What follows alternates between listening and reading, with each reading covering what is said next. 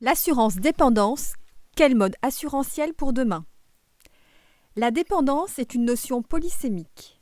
Dans le cadre de l'assurance, elle peut être rapprochée de la perte d'autonomie et se définir comme le besoin d'aide pour accomplir les actes essentiels de la vie quotidienne. Elle est liée à la fois à la santé de l'individu et à son environnement. La dépendance peut concerner toute catégorie d'âge, notamment en raison d'un handicap ou d'une maladie invalidante. Cependant, elle touche principalement les personnes âgées, voire très âgées. En effet, le vieillissement de la population conduit à une forte hausse de la dépendance, l'allongement de l'espérance de vie, la génération des baby-boomers, qui arrive également à cet âge assez élevé, et la prévalence des maladies neurodégénératives de type Alzheimer chez les sujets âgés vont accroître ce phénomène. Aujourd'hui, plus de 1,3 million de personnes âgées dépendantes bénéficient de l'APA, aide publique destinée à compenser les conséquences de la dépendance. Le poids financier de la prise en charge de cette dépendance est très lourd.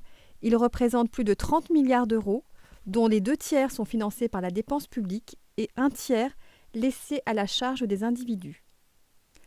Aujourd'hui, la prise en charge de la dépendance combine la solidarité collective à travers le versement de la prestation comme l'APA et la solidarité familiale à travers l'aide informelle des proches. Or, la contrainte des finances publiques, la baisse prévisible des aidants potentiels et de la propension à aider, en raison de l'évolution sociologique des structures familiales, interroge sur la pérennité du système actuel et sur la nécessité de rechercher un modèle pertinent pour prendre en charge ce risque, qui se situe à la fois à la charnière du risque médical et du risque social. Aujourd'hui, en France, l'assurance dépendance est facultative et gérée par des opérateurs privés. Cependant, considérant le peu d'engouement des individus pour s'assurer contre ce risque à la fois social et médical, on peut se demander s'il ne serait pas opportun que l'État intervienne pour le réguler et encadrer le marché de l'assurance privée. Ainsi, nous verrons dans un premier temps pourquoi le système actuel de l'assurance privée facultative n'est pas adapté aux besoins et aux enjeux, et comment l'État peut intervenir pour y apporter une réponse satisfaisante. En ce qui concerne l'assurance dépendance privée, il faut revoir un petit peu tout d'abord l'état des lieux de cette assurance en France pour ensuite pouvoir décrypter un petit peu l'offre qui est proposée, voir si elle est adaptée aux besoins et ensuite voir si cette demande d'assurance est clairement exprimée. Concernant les acteurs de cette offre privée, on note 2 acteurs principaux sur le secteur en France. Les compagnies d'assurance d'une part, qui sont des sociétés à but lucratif régies par le Code des assurances, et les mutuelles d'assurance santé, qui sont des sociétés à but non lucratif régies par le Code des mutualités, qui sont plutôt axées sur des valeurs de solidarité. Il y a également à la marge des institutions de prévoyance qui sont des structures à but non lucratif régies par le Code de la sécurité sociale. Pour donner une petite idée du marché, en 2010, on comptait 5,5 millions de personnes qui étaient couvertes par une assurance privée. En 2015, on en note 6,8 millions. On estime que 40% des personnes ne sont pas suffisamment couvertes. Considérant les 2 acteurs principaux dont nous venons de parler, 65% sont couverts par les mutuelles, 29% sont couverts par les compagnies d'assurance. Maintenant, ces conditions du marché privé, quelles sont-elles ? Il faut, pour bien comprendre effectivement cette offre privée, considérer 2 facteurs. Tout d'abord, le facteur de l'analyse financière. Quand on l'observe, quand on observe les chiffres, on voit une réserve assurantielle très importante de 5 milliards de provisions, ce qui laisse implicitement comprendre l'importance du risque encouru par les assureurs qui doivent du coup surprovisionner et du coup un prix d'assurance élevé. Le deuxième point à prendre en considération, c'est la contractualisation de ces assureurs privés. En effet, l'assurance privée, l'assurance dépendance privée par rapport à l'assurance santé est différente. Dans l'assurance santé, on travaille avec un remboursement de soins.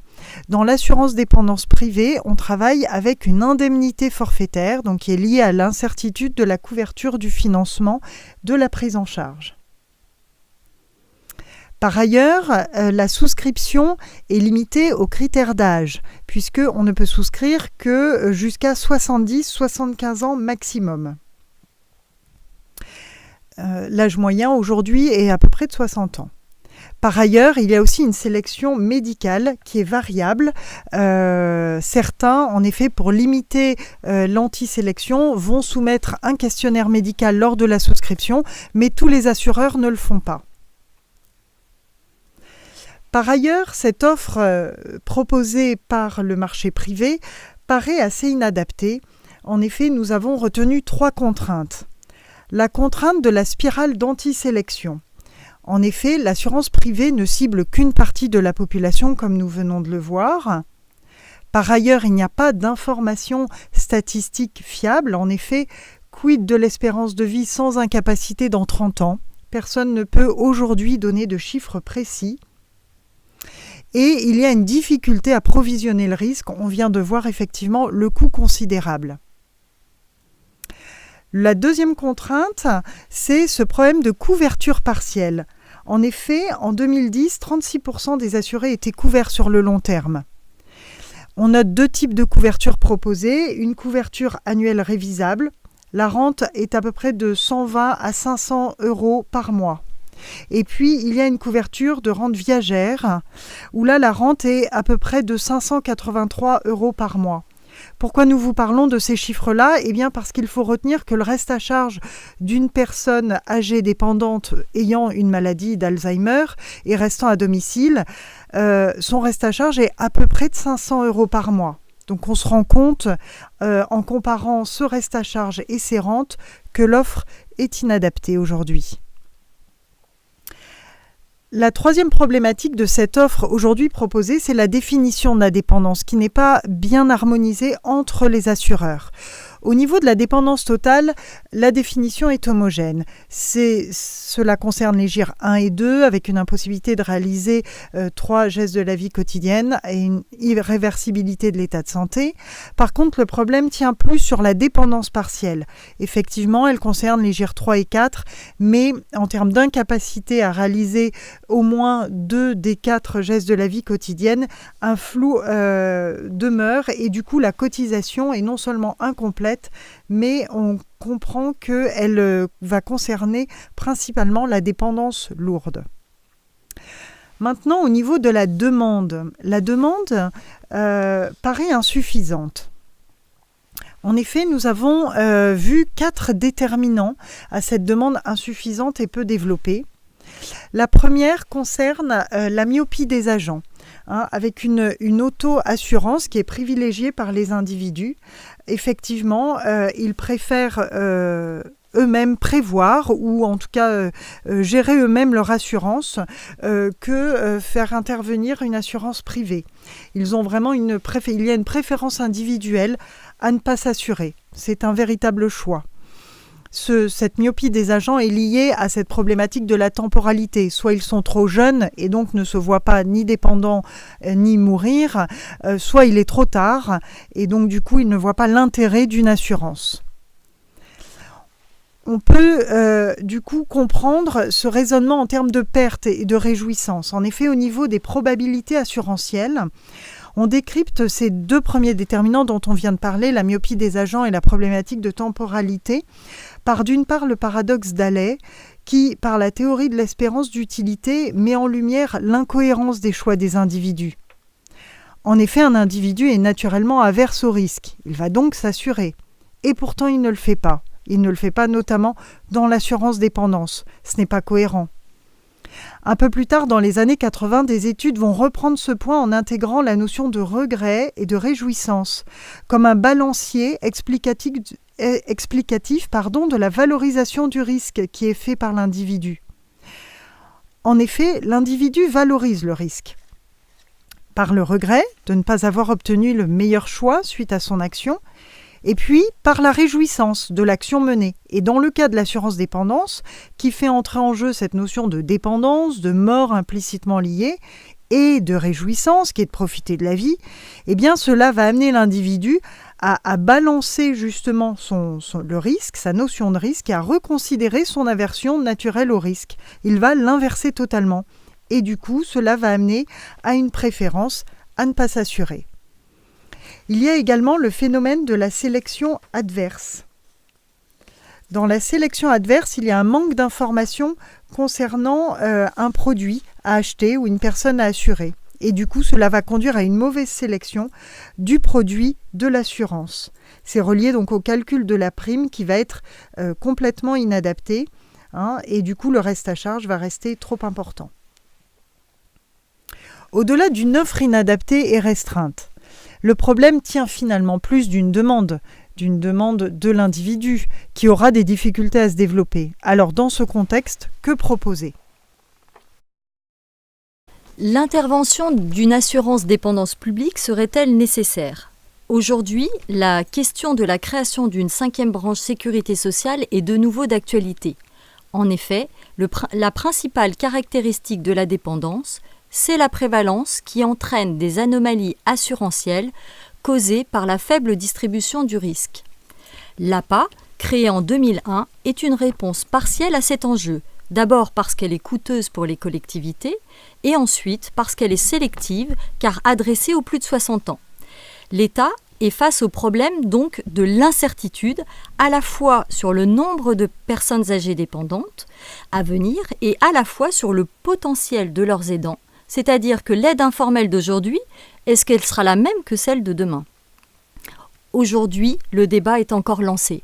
Alors, l'État doit s'orienter vers une assurance sociale universelle avec la création d'une 5e branche sécurité sociale ou simplement vers la réglementation du marché privé. Si on constate une création d'une 5e branche sécurité sociale, le premier avantage concerne l'universalité de la couverture. Le rôle de l'État est d'agir pour le propre bien des individus qui se trompent ou ignorent leur future dépendance potentielle.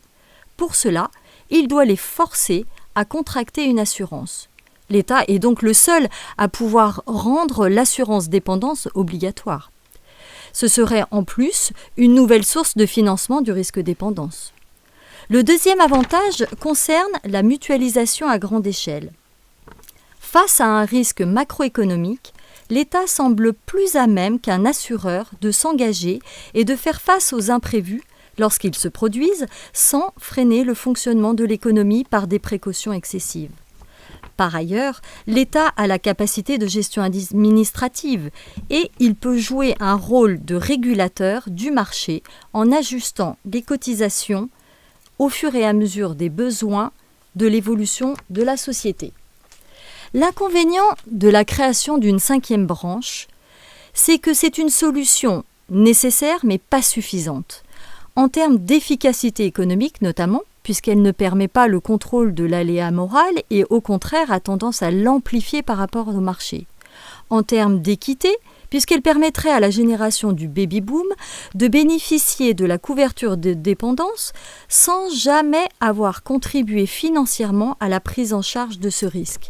Et enfin, en termes de réalisme, le financement de la dépendance est aujourd'hui insuffisant au vu des besoins croissants futurs. L'autre inconvénient concerne l'aide publique et la concurrence qu'elle aurait par rapport à l'assurance dépendance privée, qui a déjà du mal à se développer. Si l'on prend par exemple le marché de dépendance américain, on voit que les prestations d'assurance privée perçues en cas de dépendance sont prises en compte dans les critères d'éligibilité de l'aide publique Medicaid. Or, pour Medicaid, une prestation d'assurance dépendance est assimilée à un revenu. Il y a donc substitution et non complémentarité de l'assurance privée et de l'aide publique. Dans ce contexte, l'utilité marginale à souscrire une assurance privée reste très faible.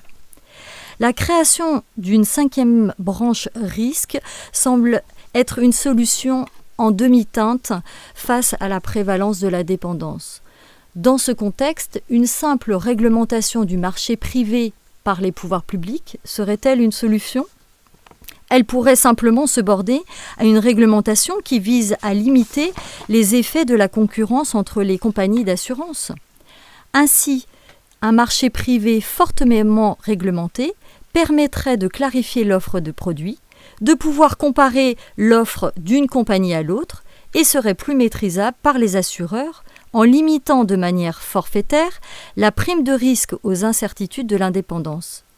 Cette clarification de l'information sur le marché assurantiel dépendance permettrait ainsi aux agents une meilleure compréhension des produits et de la couverture qu'ils offrent, ce qui les conduirait à faire un choix optimal et accroîtrait l'efficacité économique du marché.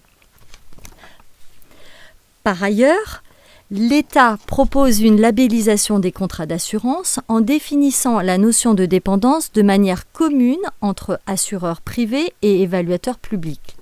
La mise en place d'un socle commun entre la définition de la dépendance dans les différents contrats et les critères de dépendance retenus dans l'APA permettrait un déclenchement commun des prestations offertes en cas de dépendance. Mais cela ne signifie-t-il pas que l'État doive se contenter d'une réglementation de marché ? Il doit aussi encourager la population à anticiper en mettant en place une politique de prévention active, c'est-à-dire sensibiliser les agents sur la prévalence du risque dépendance et la nécessité de s'assurer.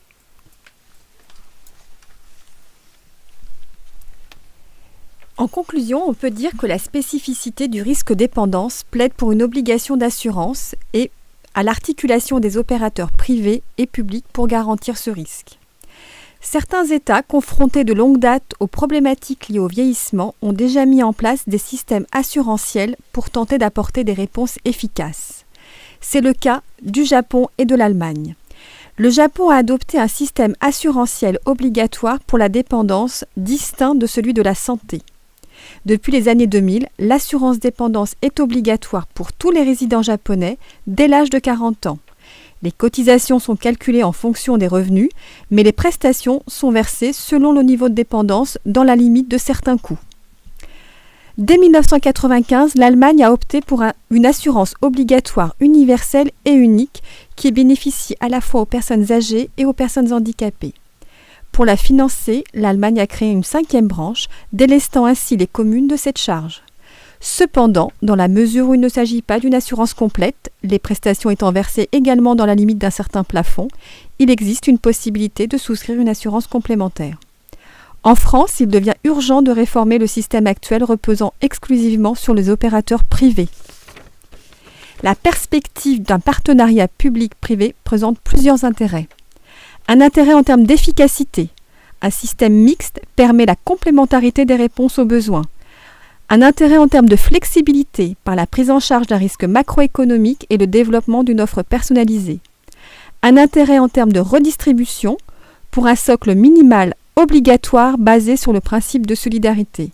Et enfin, un intérêt en termes de coût pour les finances publiques et les opérateurs privés, puisque ni les uns ni les autres ne peuvent supporter seuls ce type de risque. Nous vous remercions pour votre attention.